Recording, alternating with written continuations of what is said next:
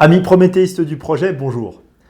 Ce mois-ci, j'ai décidé de démarrer un nouveau défi pour vous proposer pendant 30 jours des vidéos très courtes avec des quiz de questions pour que vous puissiez vous préparer au mieux à l'examen PMP. Vous êtes prêts? Allez, c'est parti, générique.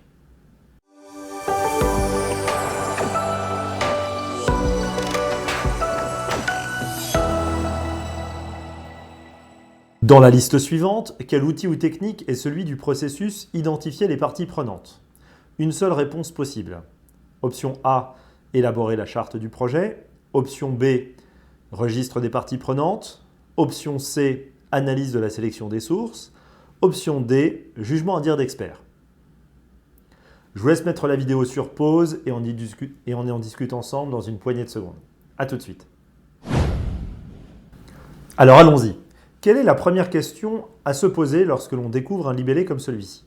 La première question à se poser, c'est quelle est l'approche de développement concernée par la question?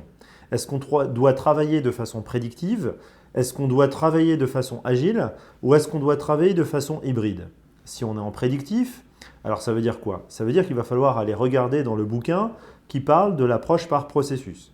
L'approche par processus, elle se trouve dans un bouquin qui s'appelle Process Groups Practice Guide. Il vient de sortir au mois d'octobre 2022. Ce guide n'est pas encore disponible en langue anglaise pour le moment. Donc en attendant qu'il sorte, je vous invite à télécharger le PMBOK numéro 6 en version française. Rassurez-vous, il reprend à 97% ce qu'il y a dans le Process Groups Practice Guide. Alors, on revient à la question. Ici, on nous parle de processus. Donc on est dans une approche par processus. Ensuite, je dois me demander quel est le nom du processus concerné par la question. Ici, le nom du processus concerné par la question, c'est identifier les parties prenantes. Ensuite, je dois me demander quels sont ces ITTO. ITTO étant l'acronyme d'Input, Tools and Techniques et Output, c'est-à-dire les données d'entrée, les outils et techniques et les données de sortie du processus. Ici, la question concernait les outils et techniques.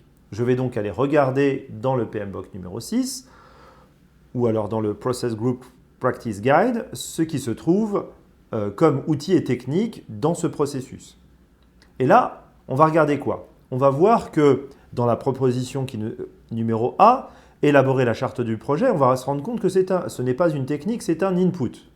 L'option B, registre des parties prenantes, ce n'est pas un input, ce n'est pas une technique, pardon, c'est un output. Option C, analyse de la sélection des sources, ce n'est ni un output, ni un input, ni un tools and techniques. Ça fait référence à un autre domaine de connaissance. Bien sûr, ça fait partie d'une technique, mais dans un autre domaine de connaissance qui s'appelle approvisionnement, procurement en anglais. Donc par élimination, c'était l'option D, jugement à dire d'expert. C'est une technique qu'on va retrouver dans quasiment tous les processus de gestion de projet. Pourquoi? Parce que nous ne sommes pas des experts. Nous sommes des facilitateurs, nous sommes des coordinateurs, des chefs d'orchestre. On ne sait jouer d'aucun instrument de musique. On est des DJ si vous voulez. On a l'oreille musicale, mais on ne sait jouer d'aucun instrument de musique. On a besoin d'experts pour nous aider à sortir les différents livrables du projet. Voilà les amis, c'était la question du jour. Si cette vidéo vous a plu, je compte sur vous pour mettre un petit pouce vers le haut et à vous abonner à la chaîne si ce n'est déjà fait. Vous pouvez aussi aller faire un petit tour sur mon site internet, sur mon blog Prométhée, prome-t-6t.com. Merci beaucoup et à très bientôt.